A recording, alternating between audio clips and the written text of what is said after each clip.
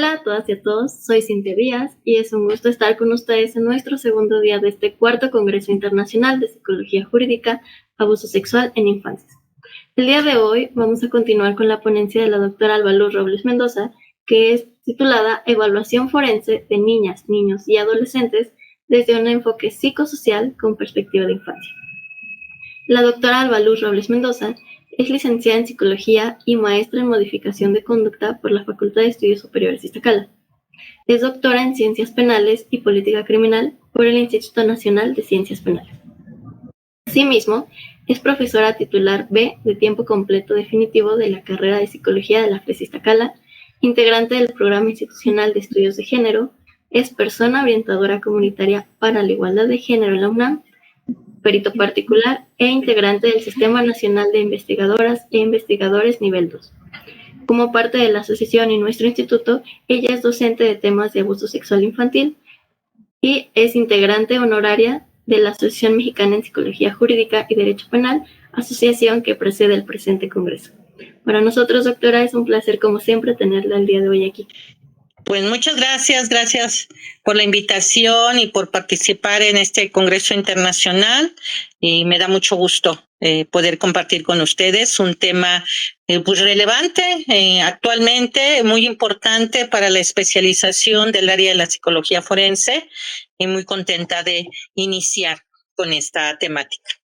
Como bien saben, las temáticas que tenemos que trabajar en este congreso tiene que ver con aspectos de infancia, y bueno, uno de los elementos más importantes que actualmente se está manejando son los enfoques psicosociales desde perspectivas de derechos humanos, y esta perspectiva de infancia habla como de esta condición que nuestro país está manejando en relación a los protocolos que utiliza la Suprema Corte de Justicia para casos de infancia y adolescencia, y por tal, pues estamos aquí para poder hacer este tipo de evaluación. Entonces, pues me gustaría iniciar, como todo manejo de nuevas temáticas, con marcos conceptuales, estos marcos conceptuales que nos ayudan siempre a poder ubicarnos desde un enfoque teórico y así poder tener claro cuáles son los temas y qué es lo que podemos hacer en el campo de las evaluaciones forenses. Lo primero que estamos viendo aquí es cómo la perspectiva de infancia y adolescencia tiene una historia. Esta perspectiva de poder trabajar a la infancia y al adolescente como derechos que tienen, como derechos humanos que tienen niños, niñas, adolescentes, pues tiene desde 1990, cuando México firma en la Convención Internacional sobre los Derechos del Niño, esta convención, y siendo un instrumento internacional, se hace un instrumento vinculante para que se puedan crear legislaciones nacionales que implique que estos elementos de derecho de los niños y niñas pues se establezcan en aspectos legislativos mexicanos, ¿no? El objetivo de esta convención fue establecer principios que guiaran a los estados para salvaguardar el bienestar de la niñez, ¿no?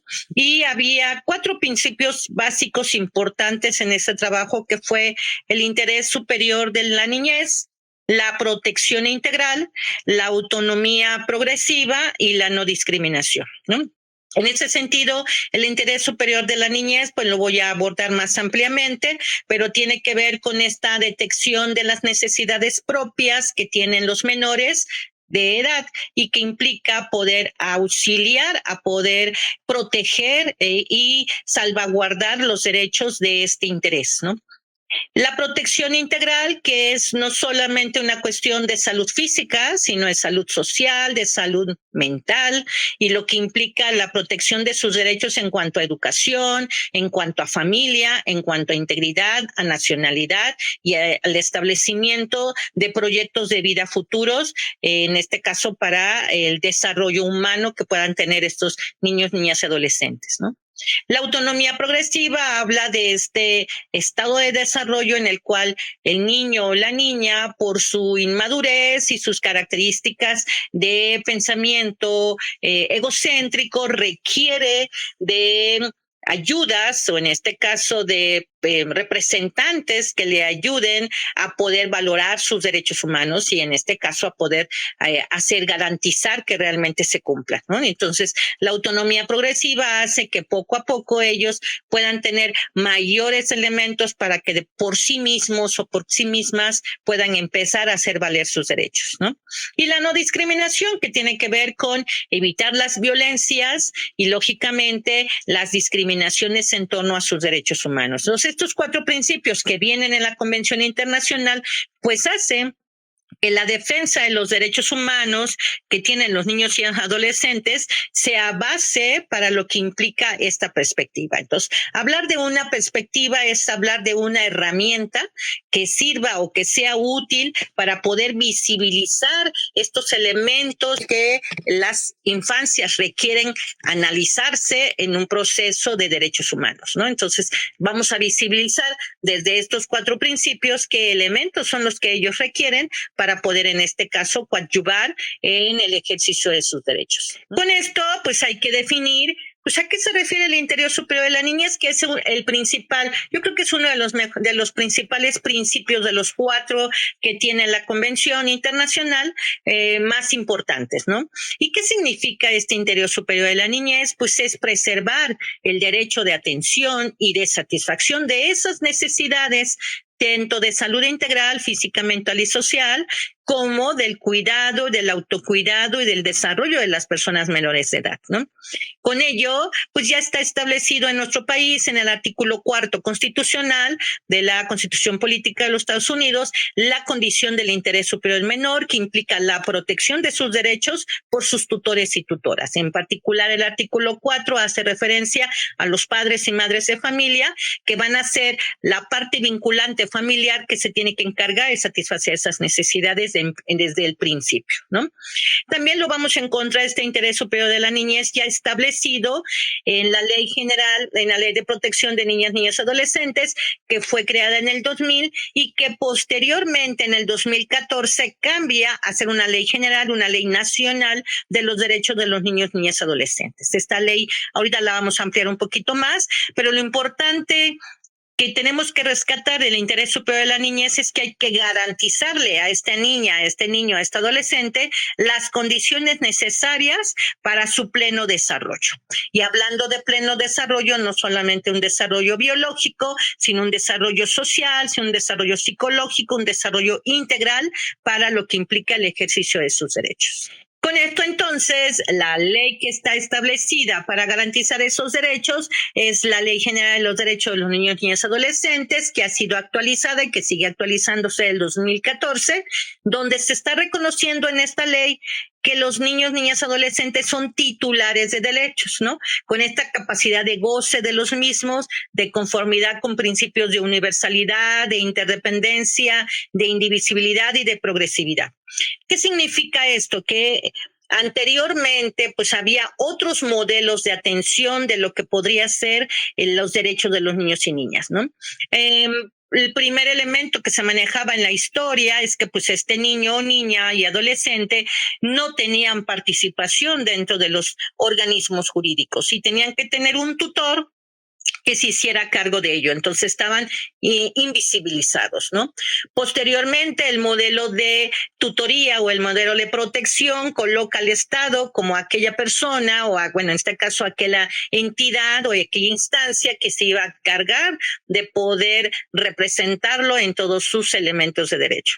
Actualmente, esta ley general está manejando el modelo de derechos humanos y con este modelo de derechos humanos ya los niños, niñas, adolescentes ya van a ser titulares de derechos. Y entonces van a tener esta capacidad con este desarrollo progresivo para hacer ejecutables sus derechos humanos, siendo universales, en interdependencia con otros organismos, indivisibles y progresivamente con mayor capacidad para ejercerlos, ¿no? Entonces, ¿qué se está garantizando aquí? Pues un pleno ejercicio, un respeto, una protección y una promoción de sus derechos humanos como niños, niños, adolescentes. Y para eso, en la ley, se crea un sistema. Este Sistema Nacional de Protección Integral de los Derechos de Niños, Niñas y Adolescentes, llamado CIPINA, que lo que va a hacer el sistema es tener dos entidades fundamentales que se van a encargar de esta protección de derechos, que va a ser el Sistema para el Desarrollo Integral de la Familia, el DIF, que por muchos años el DIF ha sido un organismo que ha servido de mediación para todos los elementos del ejercicio pleno de los derechos de los niños, niñas y adolescentes, y que ahora va a tener una función fundamental para hacer este ejercicio. Y bueno, surge una nueva figura que se llaman Procuradurías de Protección de Niños, Niñas y Adolescentes. Las Procuradurías de Protección están en cada una de las alcaldías, en cada uno de los municipios del Estado de México y de la Ciudad de México, así como en cada uno de los estados que corresponden a la República Mexicana. Y una característica que tienen las Procuradurías es que van a ser los enlaces de generalidad, ¿no? Los enlaces de apoyos administrativos, sociales, en este caso de vinculación con todas las otras instancias para el ejercicio de sus derechos, ¿no? Entonces, bueno, pongamos un ejemplo. Si hubiera una condición en la cual el niño o la niña se encontrara enfermo y esto causara que tuviera un problema para poder ir a la escuela, y en este sentido este niño o niña no tiene los apoyos de tipo, en este caso, familiares, para que puedan ayudar o auxiliar a que la escuela sepa que están en el hospital, bueno, la Procuraduría de Protección tiene que ayudar a hacer esta vinculación para que la escuela conozca cuál es la condición de salud que tiene el niño y la niña, auxilie a esta protección que debe de tenerse también del ámbito educativo, y haga coordinación con el hospital para que íntegramente se cuiden ambos derechos, tanto el derecho de salud como el derecho de educación, ¿no? Entonces, lo que hacen las procuradurías es una vinculación que va a tener el Estado para auxiliar, para representar en esta condición de derechos que tienen los niños frente a otras instancias de protección que los niños tienen, ¿no? Y en el Sistema para el Desarrollo Integral de la Familia, pues va a cuidar esta parte de que el niño esté lo mejor posible en cuanto a que cubra sus necesidades de alimentación, sus necesidades de salud, sus necesidades de educación, sus necesidades de protección y de garantías, en este caso psicológicas y de estabilidad emocional y demás, ¿no? Entonces, tanto el DIF como la Procuraduría de Protección van a formar parte de este Sistema Nacional de Protección para que los derechos de los niños, niñas y adolescentes estén reconocidos y estén garantizados, en este caso, en lo que implica su ejercicio. Y bueno, en esta nueva ley surgen estos tres elementos de representación de estos niños, niñas y adolescentes en su artículo 106, donde habla de que hay tres figuras que tienen que ser base para las cuestiones de protección de sus derechos. La más importante, pues, es la originaria, porque tiene que ver con la familia, ¿no? Y la familia es quien en primera instancia se debe hacer cargo de la tutela del niño, niña y adolescente, ¿no? Entonces estamos hablando de aquellos que tienen el ejercicio de derecho de tener la patria potestad o de ser tutores, como es el padre o la madre. Sin embargo, si no existe padre o madre o familia que pueda ser de tutela para ese niño, niña, adolescente, entonces surge una figura de representación de los derechos de los niños y niñas y adolescentes que se llama figura de representación coadyuvante. Y esta figura de representación lo que nos va a ayudar a hacer es este acompañamiento que se le da a la infancia y a la adolescencia para todos aquellos procesos jurisdiccionales o de juzgados, ¿no? Y administrativos que requiera manejarse de forma oficiosa por alguna situación que esté, en este caso, trabajándose dentro de sus derechos de esos niños, niñas y adolescentes, y este instrumento coadyuvante o esta representación coadyuvante, pues son estas procuradurías de protección. Entonces, lo que yo les comentaba, como es que esta procuraduría va a ayudar o auxiliar a poder hacer que sus derechos sean factibles de poder llevarse a cabo, ¿no? Entonces, son complementarias en acompañamiento y Hay ocasiones que ellos posiblemente no lo puedan hacer, esta familia, y entonces la Procuraduría se hará cargo de ello. Entonces se puede decir que van a trabajar en conjunto para la representación y el apoyo a que estos derechos se puedan ejercer, ¿no? Y hay una tercera figura extra que se llama de suplencia. Y la figura de suplencia es cuando la representación de niños, niñas, adolescentes que está a cargo de la Procuraduría de Protección y debido a la falta, en este caso, de ejercicio que puedan tener los representantes originales, es decir, que no hubiera familia, que no hubiera un padre, una madre o una familia que sirviera de tutela o de protección, entonces surge esta familia de suplencia para que entonces pueda ayudar a determinar cualquier condición que pueda estar viviendo en órganos jurisdiccionales o de autoridades administrativas, ¿no? Cuidando, lógicamente, el interés superior de la niñez. Entonces, si se dan cuenta, la más importante es la familia, que es la condición originaria de representación de sus derechos. Puede trabajar coadyuvantemente con la Procuraduría de Protección de los Derechos de los Niños, Niñas y Adolescentes, y solamente en caso de que falte la originaria, esta Procuraduría toma el cargo de suplencia para que entonces, a falta de la originaria, pueda ayudar, ¿no? Pensemos de aquellas personas que pierden a la familia o que cambian, en este caso por una condición de nacionalidad, a ser nacionales mexicanos y que se requiere lógicamente de una protección, en este caso de suplencia, puesto que no se tiene a una familia de origen. Entonces ahí estaríamos hablando que la Procuraduría de Protección cambia su figura, en vez de ser una figura coadyuvante, se hace una figura de suplencia y ayuda a todos los procesos jurisdiccionales y a todos los procesos administrativos que el niño, niña o adolescente requiera para hacer valer sus derechos, ¿no?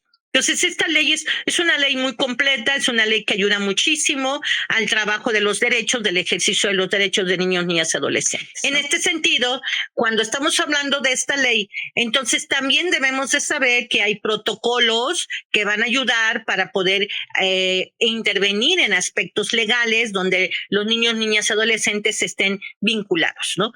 Y es muy importante que en este sentido entendamos que un protocolo no es una ley. Un protocolo es una serie de pasos donde se le está diciendo al servidor o a la servidora pública cómo llevar a cabo sus funciones cuidando los derechos humanos de estos niños, niñas, adolescentes. Ese es el protocolo. Un protocolo para juzgar con perspectiva al infante es un mandato vinculante que va a exigir que el interés superior de la niñez sea valorado, sea considerado como uno de los principales elementos para las acciones y decisiones judiciales que van a concernirle a niños, niñas, adolescentes.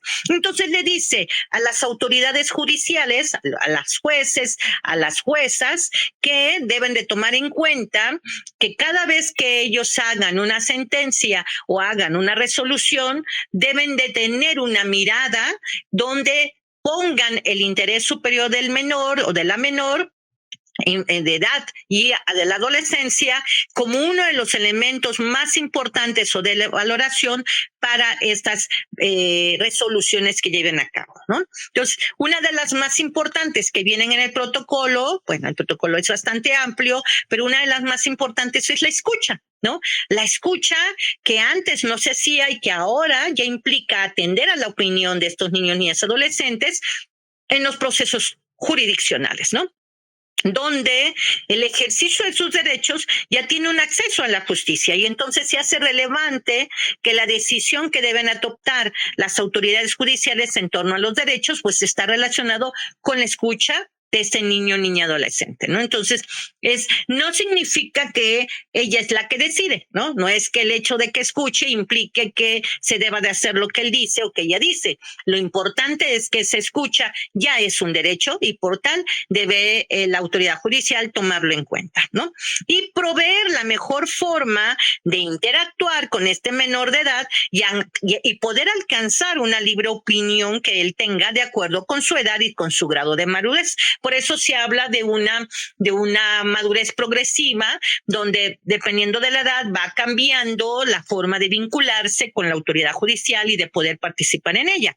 En algunos aspectos, por ejemplo, en elementos de guardia y custodia, en nuestro país los niños y niñas mayores de 12 años tienen una audiencia de voz con el juez o la juez familiar para poder ellos tomar su punto de vista de con quién les gustaría vivir, y en este sentido tener, tomando en cuenta su escucha, la autoridad judicial podrá libremente permitir la opinión de ese niño o niña por la edad y por el grado de madurez que se pueda tener a mayores de 12 años, ¿no? Y se toma en cuenta para las resoluciones que él pueda tener de una guardia y custodia, o en este caso de las visitas, ¿no?, y que se hagan de convivencia familiar frente a esta condición de divorcio que puedan tener sus progenitores, ¿no? Entonces, en ese sentido, el protocolo para juzgar con perspectiva de infancia está diciéndole a este servidor público, a esta servidora pública, que debe de ser un mandato vinculante para el ejercicio del interés superior del menor y tomando en cuenta sus derechos. La siguiente, por favor. Y bueno, ¿por qué estamos hablando de que esto es importante en el protocolo? Pues porque son medidas especiales de protección que el Estado va a tener para adoptar en casos que comprendan niños, adolescentes, y va a tomar en cuenta el principio de igualdad, en este caso, que las autoridades tienen que tener para acciones necesarias, incluyendo hasta tratos diferenciados y especiales o especializados durante el proceso, ¿no? Entonces, vamos a ver cómo va a haber una forma diferente para vincularse con niños, adolescentes desde sus propias condiciones. Entonces, podremos tener personas con discapacidad, tendremos personas indígenas, tendremos personas migrantes, siendo niños, niñas, adolescentes, y estos tratos diferenciados y especializados que el juez o la juez debe de tener, le da el principio de igualdad a la autoridad judicial para poder tomar en cuenta sus necesidades, ¿no? Este sistema de justicia adaptado al derecho de participación que tienen niños y adolescentes, de acuerdo a las capacidades de evolución que tiene este niño, su madurez, su edad, su nivel de comprensión, y sí, lógicamente evitando la discriminación, ¿no? Por estas interseccionalidades que se pueden dar de lo que implica ser niña, por ejemplo, o ser una persona con discapacidad, indígena y demás. Por eso el trato diferenciado y especializado es parte del protocolo, ¿no? Entonces, aquí es muy importante cómo debe de adecuarse las resoluciones judiciales a los tratos y a las condiciones de los derechos que pueden tener los menores de edad. Es importante tener este esquema conceptual de dónde surge el término de perspectiva de infancia para poder saber cómo después utilizarlo cuando el juez o la juez nos está solicitando una evaluación forense, ¿no? Bueno, pero ¿qué significa psicología forense? La psicología forense va a ser pues esta aplicación de la psicología jurídica que se va a encargar de realizar dictámenes periciales que auxilien a la autoridad judicial en este esclarecimiento del hecho delictivo o acto jurídico. Es una parte de la psicología jurídica de interpretación del hecho jurídico, en la medida de que va a aplicar estas técnicas psicológicas para poder probar un hecho, ¿no? Y en este caso, o para auxiliar a este juzgador en el elemento probatorio. Por eso es una psicología eminentemente probatoria. En nuestro país estamos hablando de que no formamos parte del Poder Judicial, sino que somos terceros, y al ser terceros estamos solamente auxiliando a la autoridad judicial, ¿no? Entonces, esta es la rama de la psicología forense que podemos tener como parte de la psicología jurídica para poder auxiliar en la valoración de esta autoridad judicial cuando esté trabajando con niños, niñas, adolescentes, ¿no? Hablando de esta condición de aplicación de lo que sería la psicología forense dentro de lo que implica la profesión de la psicología, pues nosotros somos peritos, y el perito o la perito van a ser terceras personas auxiliares, en este caso de la autoridad judicial. Desde nuestro conocimiento, desde nuestra expertise, desde nuestros capacidad profesional para poder hablar sobre las deducciones derivadas de los hechos o de los actos jurídicos, ¿no? En México, el ser un perito solo implica tener una cédula profesional, ¿no? Entonces, aquel que tiene una cédula profesional que lo acredite en el área de la psicología, pues será un perito en psicología. Sin embargo, hemos visto que la capacitación, que la expertise que se tenga para poder utilizar no solamente la cédula profesional, sino la experiencia en un campo en particular, pues es muy necesario, ¿no? Y aquí entonces, nuestro conocimiento científico o técnico, de acuerdo al área disciplinaria que tenemos, no será suficiente. En amplio sentido lo es, pero en estricto sentido se requiere de una mayor capacitación y en el campo de la perspectiva de infancia, de todos estos elementos que acabo de darles a conocer, de lo que implica juzgar con esta perspectiva, en particular cuidando los derechos de los niños, niñas y adolescentes, ¿no? Entonces, cuando nosotros nos mandan llamar para poder ser peritos, nos solicitan hacer una prueba pericial, ¿no?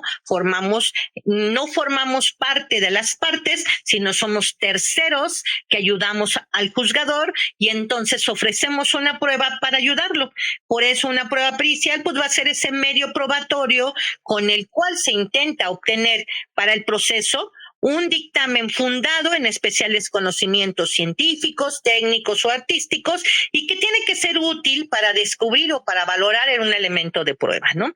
Entonces, una prueba pericial debe de ser creíble, ¿no? Esa credibilidad es cómo nosotros tenemos que hacer que lo que estamos usando dentro de nuestra prueba sea creíble, sea objetivo, y de ahí que tengamos una metodología científica para hacerlo. Tiene que estar privada de errores, es decir, no debe de haber vicios, en este caso en el procedimiento. Una ausencia de error va a ser muy importante en una pericial, de tal manera que podamos comprobar lo que estamos haciendo de nuestra pericial a través de nuestra metodología científica, ¿no?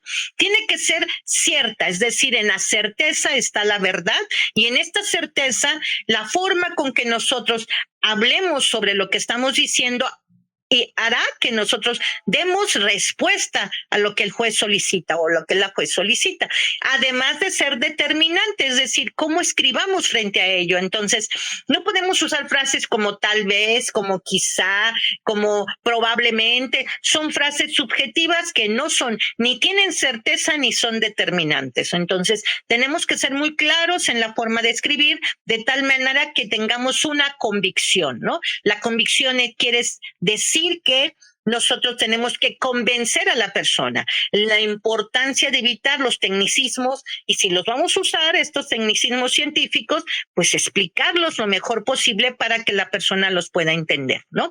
Y la verdad científica siempre a la verdad jurídica va a ser muy importante, ¿no? Entonces, la verdad jurídica son aquellas condiciones de denuncias que se están realizando, es decir, lo que implica la declaración de la víctima o la de la aclaración preparatoria del presunto responsable, es esa verdad jurídica con la que trabajamos para poder crear la verdad científica que es la que tiene que ver con nuestra pericial, ¿no? Entonces, no trabajamos con verdades reales porque son percepciones de cada una de las partes. Si yo le pregunto a una víctima de un delito qué pasó, ella me va a dar la información de lo que ella cree que sucedió.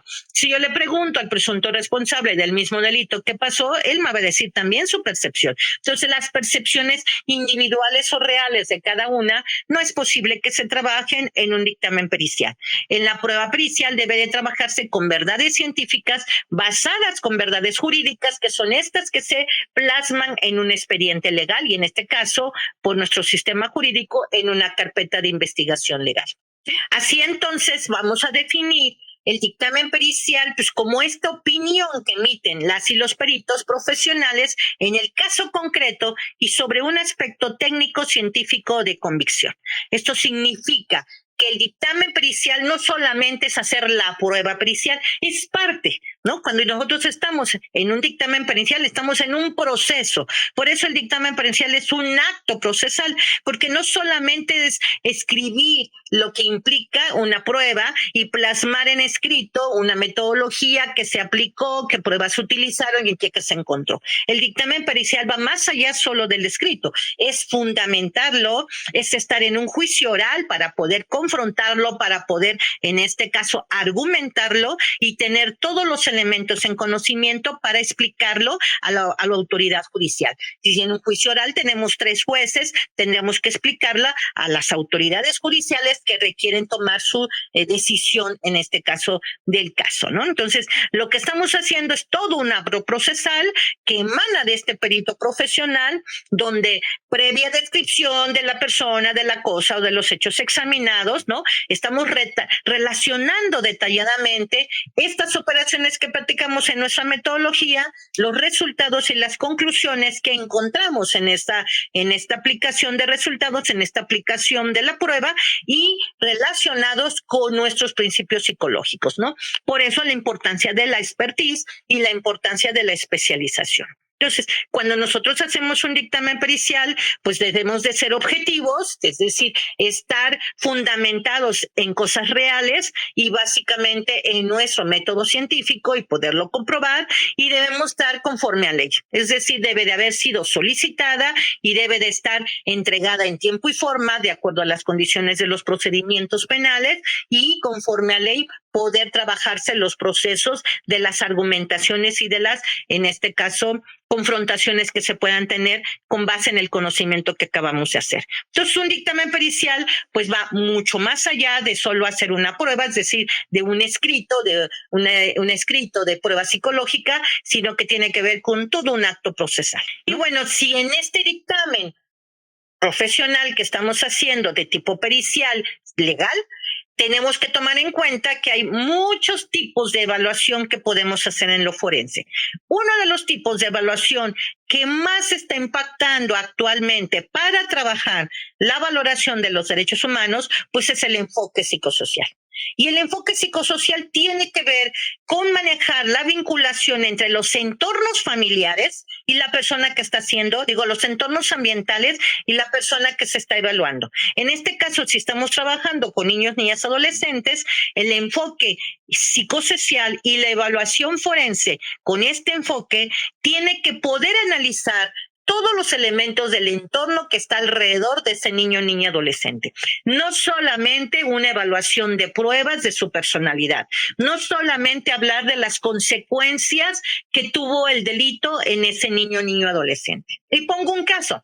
Cuando encontramos casos de abuso sexual donde el niño tiene menor de 4 años, a la hora de hacer la valoración psicológica con las metodologías psicológicas para poder saber si el niño tiene alguna consecuencia de estrés postraumático o alguna situación psicológica que esté afectándole por el delito de abuso sexual que haya tenido en la infancia, lo más seguro es que no encontremos nada a esa edad, a los 2, a los 3, a los 4 años. Y no porque no le haya pasado, sino porque hay elementos que son de acuerdo a su desarrollo no factibles de evaluar. Por ejemplo, el que ese niño o niña pueda tener una memoria a corto plazo donde no tan fácilmente pueda entender lo que sucedió. Tan es así que los argumentos que se han manejado en torno a lo que sería las mismas declaraciones de estos menores de edad pueden llevar a que uno pueda entender que su pensamiento egocéntrico y un pensamiento concreto por el desarrollo en el cual se encuentra, la hilación que pueda tener del discurso de lo que pasó pudo no haber sido lo más claro posible para la autoridad judicial y pensar que él lo está mintiendo o que ella está mintiendo o bien que no es algo que le haya sucedido, ¿no? Pero no es eso, es porque tiene una condición de desarrollo y de maduración diferente por lo cual no lo puede hacer. En ese sentido, esa valoración pericial, por estar centrado solo en las consecuencias psicológicas, pues no va a tener la misma fuerza ni aquella que está centrada en las características de personalidad de ese niño o niña para poder evaluar lo que realmente es su derecho al estar vinculado con un delito de abuso sexual donde su propia madurez no le permite encontrar características específicas. Y entonces, la evaluación con enfoque psicosocial va a ser un elemento muy importante para poder ver cómo el entorno familiar, el entorno físico, el entorno social, el escolar y demás está influyendo en las condiciones en las cuales el niño se encuentra, derivado, lógicamente, de la presunta conducta delictiva, ¿no? Entonces, el objetivo que tienen las evaluaciones con enfoque psicosocial es que uno pueda identificar factores de riesgo que se puedan establecer para poder identificar los daños que puedan existir y, lógicamente, hacer medidas de protección que auxilien a que podamos cuidar y garantizar sus derechos humanos, ¿no? Entonces, cuando nosotros hacemos una evaluación con enfoque psicosocial, identificamos los factores de daño, establecemos las medidas de protección y mejoramos la prevención del daño, ¿no? De tal manera que tanto los factores de riesgo como las medidas de protección, que son los elementos claves o más importantes en el enfoque psicosocial, sean argumentos suficientes para poder garantizar el derecho, ¿no? O los derechos que están relacionados con ese niño o niña adolescente en esa cuestión de delito, ¿no? Y no solamente estar vinculados a procesos individuales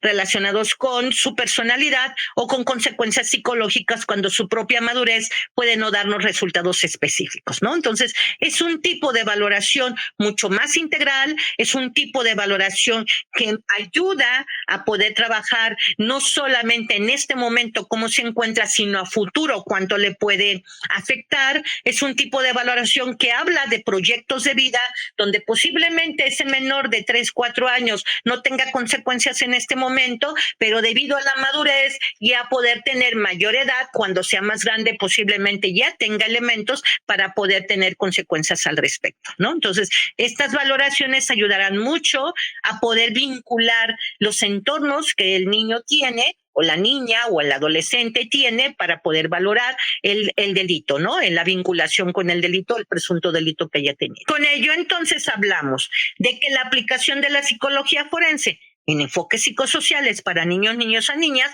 pueden tener varios campos de acción. El primero es que este tipo de valoración me va a dar elementos para ver indicios o para ver signos que puedan estar relacionados con antecedentes relacionados con violencia familiar o con violencia infantil. Desde el maltrato físico, el abuso sexual, el abandono emocional o negligencias, las violencias vicarias, ¿no? Cuando ellos presentan o visualizan lo que está sucediendo de violencia entre los progenitores, que aunque a ellos no los golpeen, están visualizando procesos de aprendizaje. Entonces, el enfoque psicosocial de este tipo de violencia aprendida o de este tipo de violencia ejercida hacia ellos va a ayudar mucho a que se puedan ver indicios que puedan estar afectando no solamente el hoy por hoy, sino sus elementos de aprendizaje futuro, sus condiciones escolares, sus condiciones familiares, sus condiciones comunales, ¿no? O entre pares, sus interrelaciones con los otros, sus condiciones que implica el proceso de sus propias metas, etcétera, ¿no? Entonces, ahí hay elementos vinculantes frente a todo cualquier signo que pueda estar vinculado con la violencia. También se visibilizan con este enfoque los factores de vulnerabilidad, ¿no? Entonces, en la psicología forense tendríamos que darle un enfoque de condiciones de vulnerabilidad en el cual el niño puede estar e identificar esas condiciones de vulnerabilidad para disminuir, lógicamente, esa situación de riesgo. Entonces, recuerden que la vulnerabilidad no está en los sujetos, la vulnerabilidad está en los contextos, ¿no? Está en las condiciones sociales. Entonces, se pueden visibilizar las prácticas sociales que este niño o niña adolescente tiene para encontrar los factores de riesgo basados en condiciones de vulnerabilidad, ¿no? Y ahí es donde podríamos hacer algunas propuestas, algunos indicios de visibilización de ellas, que esa es la perspectiva de infancia, para disminuirla y, lógicamente, para que la autoridad judicial lo tome en cuenta en su resolución. También podemos visibilizar las situaciones discriminatorias, no solamente las situaciones discriminatorias relacionadas con las cuestiones de género, ¿no? Sino también las mismas situaciones discriminatorias relacionadas con su condición de infancia, ¿no? Entonces, esta condición de infancia puede colocarla en una falta de toma de decisiones, en una falta de condiciones de protección que se requiere, y que esto hace que las situaciones o contextos discriminatorios estén presentes, ¿no? Y más si hay interseccionalidad, es decir, otros elementos de discriminación que se entrecruzan y que causa una mayor condición de vulnerabilidad o de condiciones, en este caso, de discriminación, ¿no? Y bueno, todos estos elementos de aplicación en la evaluación forense nos debe de llevar a propuestas de acompañamiento psicosocial.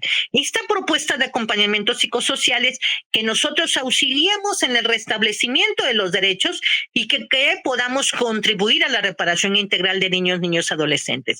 Se le habla como esta representación. Ya ven que al principio les dije que había 3 tipos de representación. Entonces, la evaluación psicológica con enfoque psicosocial puede auxiliar a la Procuraduría de Defensa de Protección de los Niños, Niñas, Adolescentes, de la protección de los derechos de niños, adolescentes, donde nosotros no solamente podamos auxiliar a un juzgador o a una juzgadora, sino también a estas procuradurías en las evaluaciones integrales, en el acompañamiento psicosocial, ¿no? Entonces, el acompañamiento psicosocial tiene que ver con que nuestras valoraciones y nuestras evaluaciones psicológicas periciales ayuden al restablecimiento de derechos y a contribuir reparaciones de daño, ¿no? Estas reparaciones integrales que los niños, adolescentes tienen, y no solamente que se queden en la parte de prueba pericial, ¿no?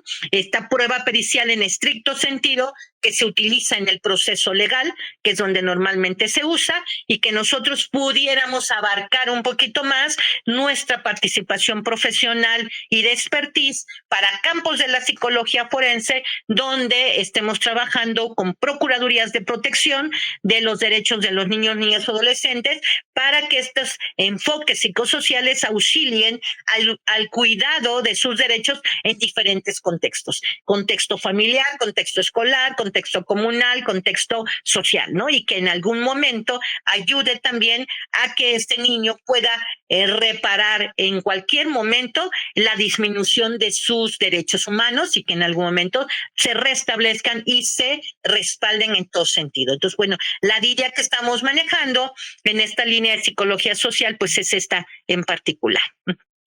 Bueno, esto creo que es la última en particular. Creo que pues les agradezco mucho. Espero que pudieran visualizar un poquito con los ejemplos que les di por dónde podríamos entrarle. Aquí lo importante es empezar a vincularnos, a conocer el protocolo de atención, en este caso el protocolo para juzgar con perspectiva de infancia, el conocer la Ley General de los Derechos de los Niños, adolescentes en México, y también para conocer lo que implica la Convención Internacional del Niño, que serían nuestros 3 instrumentos para que hagamos valoraciones con enfoques psicosociales un poco más en una estructura de apoyo, de protección a la Ley Nacional de Derechos de los Niños, adolescentes, que se va a cuidar con este sistema nacional con el que se está vinculando para cuidar y proteger los derechos humanos de estas infancias, ¿no?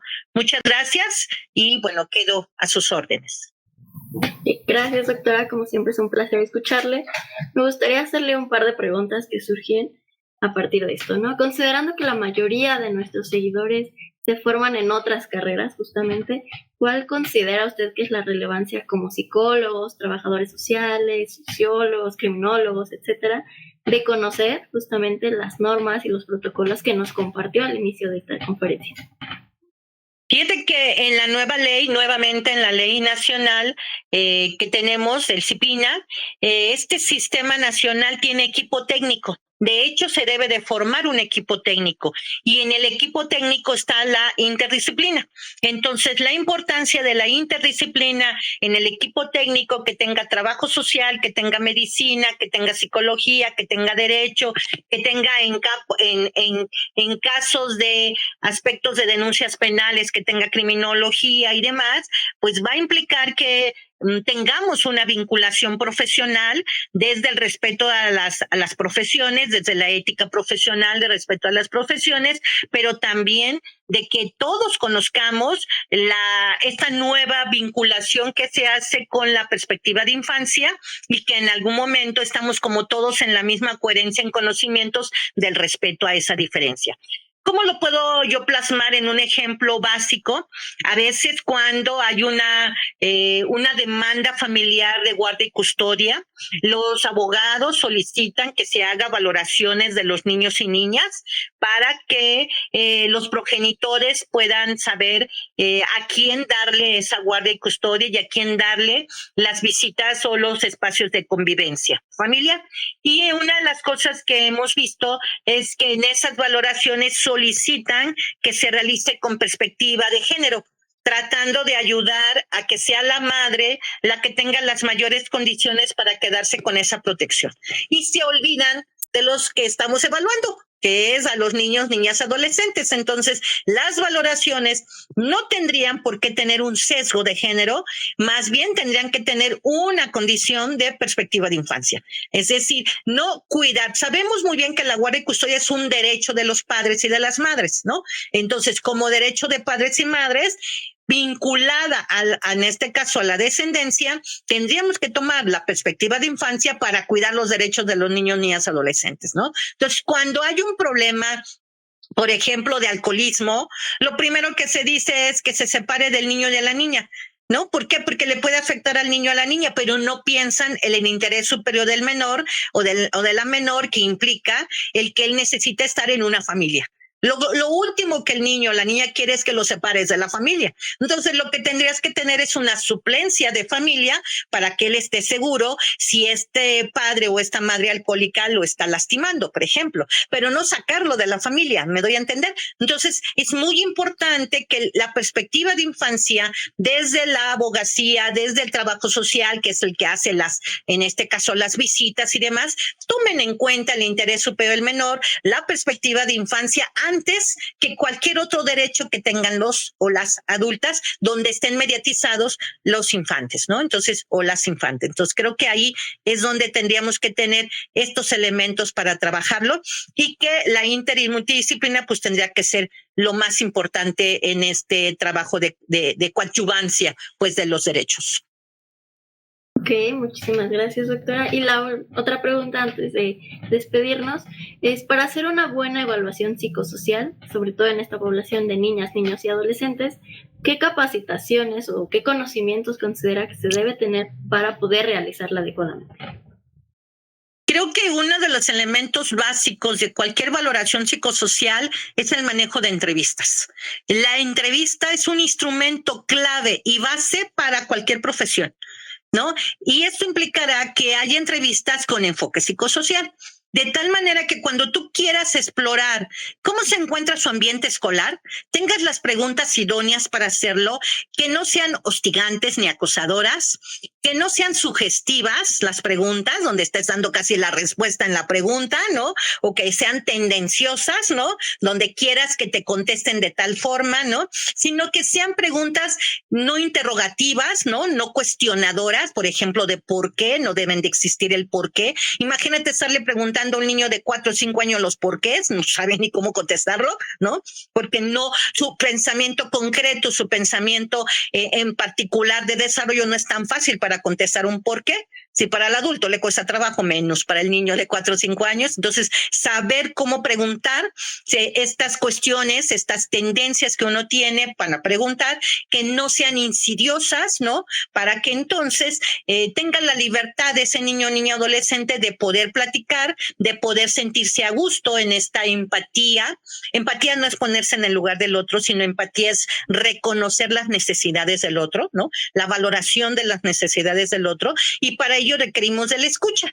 No solamente de oír, sino de escuchar, de saber qué es lo que quiere la otra persona, ¿no? Entonces, si tenemos estas habilidades, estoy hablando en una habilidad de escucha, estoy hablando de una habilidad de entrevista, estoy hablando de una habilidad de preguntas, de poder hacerlas y demás, creo que es una de las metodologías más importantes del enfoque psicosocial.